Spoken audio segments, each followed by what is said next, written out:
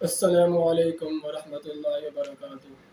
ناظرین، اب میں سید ابوالعلا مودودی رحمۃ اللہ علیہ کی بچپن کا تذکرہ شروع کروں گا، مگر اس سے پہلے میں آپ کو بچپن کے بارے میں کچھ باتیں بتا دوں۔ بچپن معصومیت اور بھولپن کا دوسرا نام ہے۔ بچپن ایک نہایت سنہری دور ہے جو ہر انسان کی زندگی میں آتا ہے، اور یہ ہر انسان کا سب سے خوبصورت اور سب سے پیارا اور سب سے سنہرا دور ہوتا ہے۔ بچپن بے فکری، لاپرواہی اور دوسروں پر انحصار کا دور ہوتا ہے۔ بچپن کھیل کود، شرارتوں کا دور ہوتا ہے۔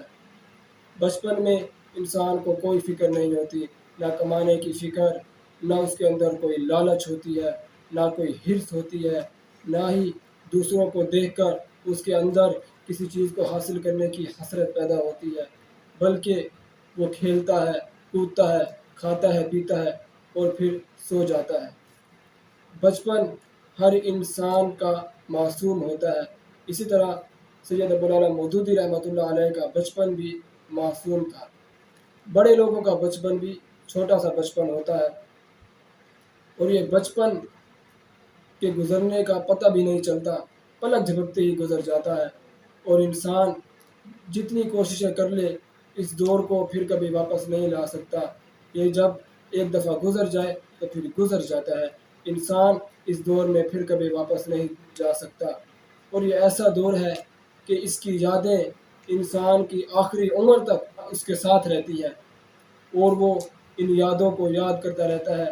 اس دور کے دوست، اس دور کی شرارتیں، اس دور کا کھیل کود، سب کچھ اسے یاد رہتا ہے، اور وہ بس خواہش ہی کرتا رہتا ہے کہ کاش میں اس دور میں واپس چلا جاؤں۔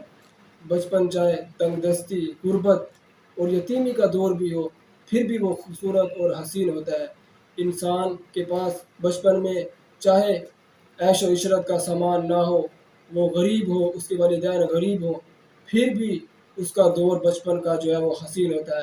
اگر کوئی آدمی کہتا ہے کہ بچپن میں تو میں بہت تنگ دست تھا، میرے پاس کھیلنے کے لیے کھلونے نہیں تھے، دوسری چیزیں نہیں تھیں، تو وہ جھوٹ بولتا ہے۔ بچپن کا دور ان چیزوں سے خوبصورت نہیں بنتا، بلکہ بچپن کا دور خود ہی خوبصورت ہوتا ہے، چاہے وہ آدمی غریب ہو یا امیر، ہر آدمی کا بچپن جو ہے وہ خوبصورت ہوتا ہے۔